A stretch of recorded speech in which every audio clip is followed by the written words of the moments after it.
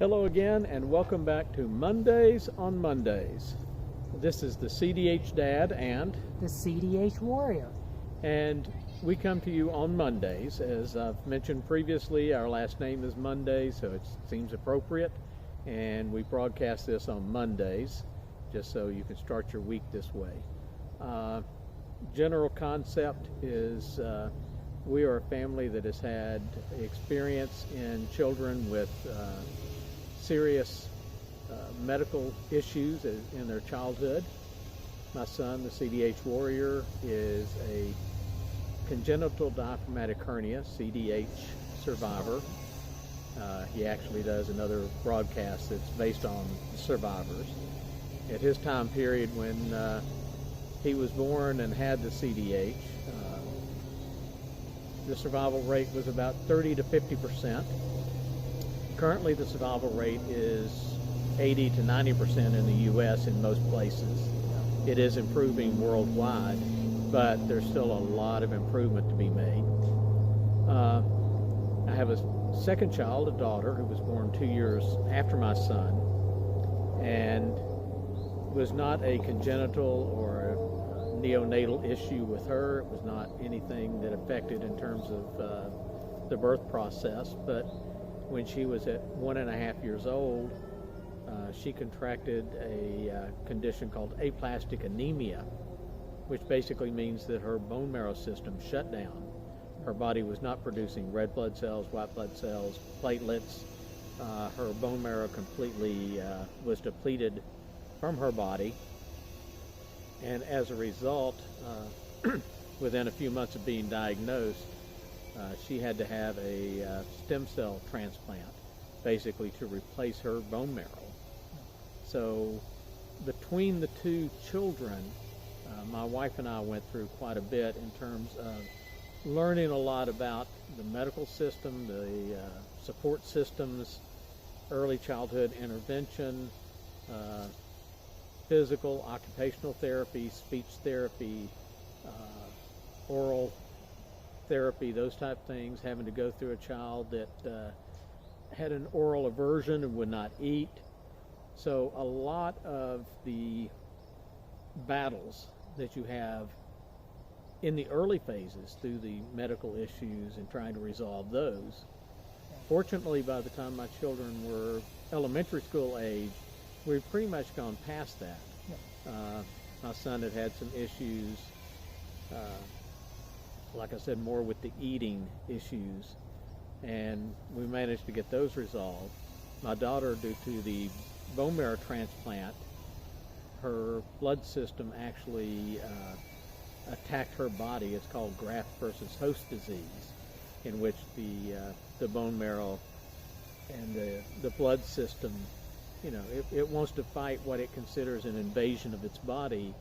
And when you put in a foreign blood system, it can attack just about any organ in your body. So we've had to deal with that through the ages. And then just a lot of just standard type things of how do you handle normal life with a child that's got some abnormal conditions, and you have to be able to adapt to those. That's the reason that we started this discussion. We do this once a week. In the stream, in the video, you will actually see an email address, and you can contact us through that. We're also active in several of the social media sites so that we can track with the diaphragmatic hernia, aplastic anemia, and with the graft versus host, so that we can kind of see what's going on there. And we have contact with early intervention specialists that we've been in contact with since the early days. So that's kind of the context of where we come from. Thank you once again for joining us. With that, let's roll the title.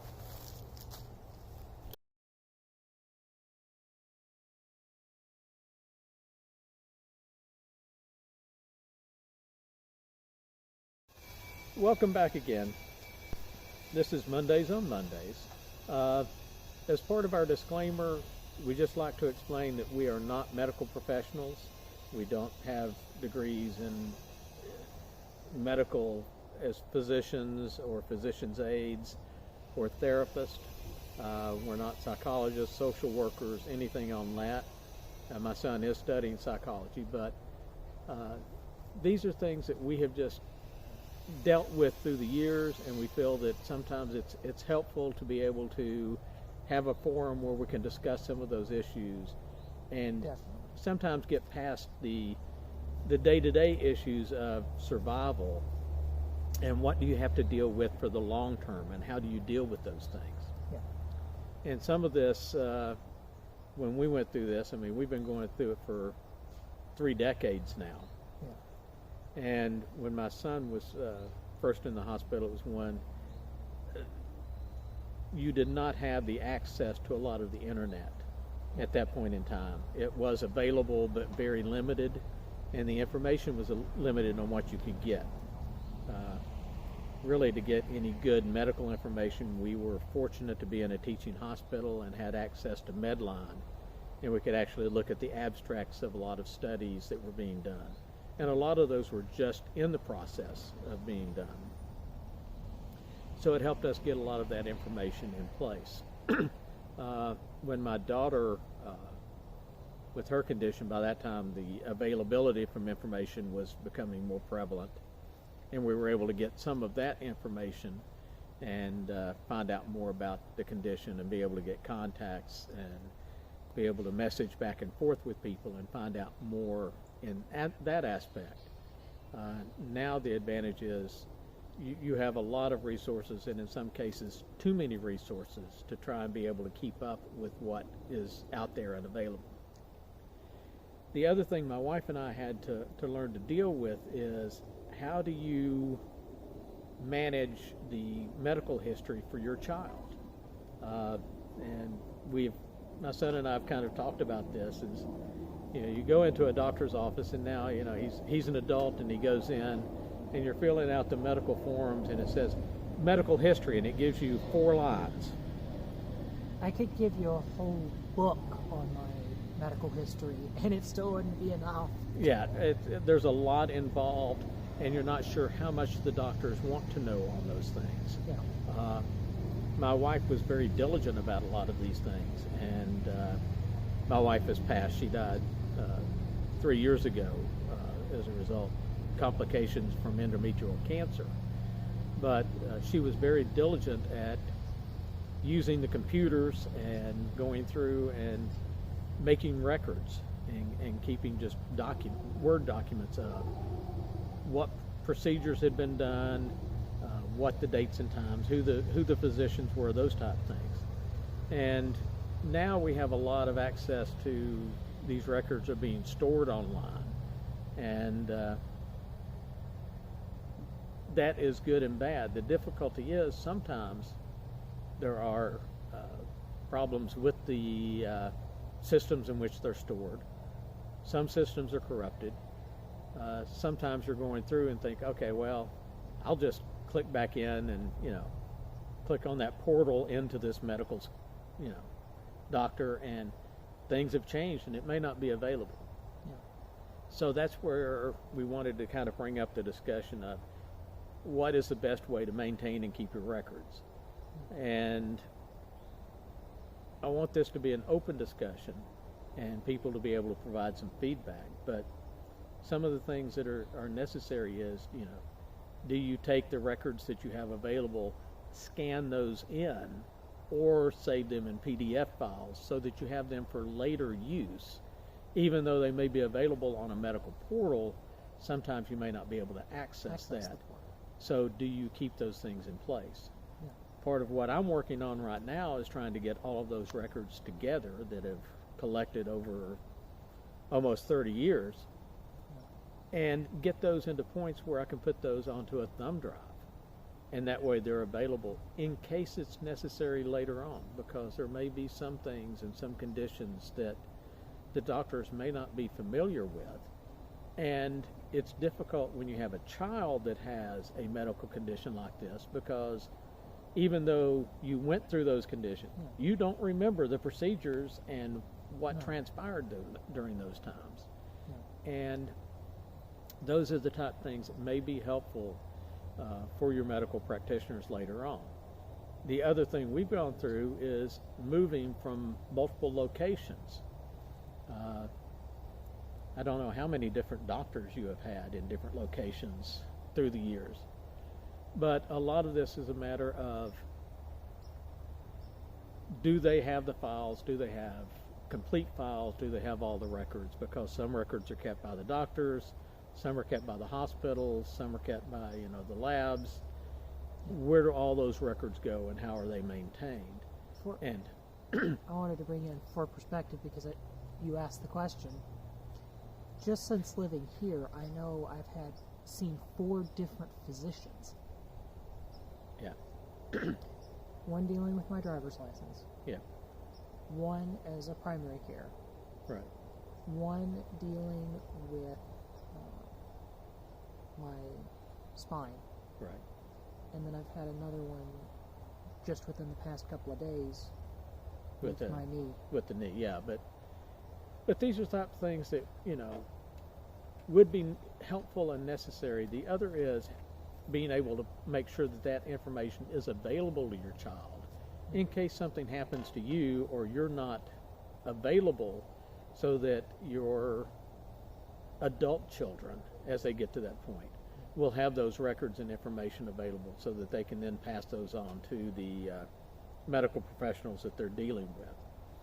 So that was part of what we want to kind of discuss here, and say, what do you see as your best records, and what do you see going forward in terms of what's capable? I don't know what you're seeing in terms of available capabilities for most medical of records. what I'm seeing is everything is going to centralized systems, kind of like when they first did with CRAP with the internal portal. Right. There's only one problem I see with that. Well, 2 problems. One is possible hacking, because we've had a lot of ransomware attacks on hospitals. Something that I don't generally bash. I don't get into politics or anything, but the media and a lot of the outside politicians, governments, insurance companies as well, are not wanting to consider is the fact that we're having malware and ransomware attacks and losing our information. But it's also the fact that now, with our information out the way it is and having the electronic systems, yes, it makes it slightly easier to access, but only if you know how to access it. Right. And that's where I'm seeing problems. Right. So those are the type of things that I think as parents and families you need to discuss is, where is this information? How is it available? And how can you best provide that access to your children and your families down the line on these things? And as I said, this is a struggle that we're dealing with at this point. Is I've got issues that, we've got a lot of these files that were on computers, laptops, drives that we had, thumb drives, discs, and things like that we've had over time. The technologies have changed. So how do we maintain and get those things kept into a standard place? It's the same type thing with any family, just in general information of, keeping all of your life insurance, any of your wills, any of the titles and deeds that you have, a lot of the legal documents. How do you keep all those things available in such a way that they are available to be passed down? But that medical information is also one that needs to be passed down. Most of the legal documents can be recreated. They're available somewhere in a government system or a legal system somewhere. But on the medical end, they may be available, but they're not in a central location where I just go down to the property assessor's office and I get that information, or I go to the motor vehicles office and I get that information. Yeah. Where can I get that information and have it available? And an example is, I know for me, most of the doctors that I had have either retired or moved. I'd say Postis is close to retirement if he hasn't already. It is, and I mean that's David's standard. That, moved. right. I mean, I think between Kraft both, is retired, I think. yeah, I think between both of my children, that the majority of the doctors who have been involved in your care have moved / retired, so you don't necessarily have those contacts. And then how do you deal with those? So I think these are points that just need to be, we wanted to bring up in this forum, but these are things that you need to talk about with your family, with your children, with your parents, about what information is available, where is that information, and how can I make sure that I can have the access and have availability to that information for the long term. Yeah. So I think that's a good general topic for our discussion. Do you have anything further? Not necessarily. Okay. If not, thank you once again for joining us for Mondays on Mondays. And as you can tell, The sun has finally set. the sun has set, so we are ready to call it a day. Hopefully you will have a great week. Thank you once again for joining us on Mondays on Mondays. Have a great day.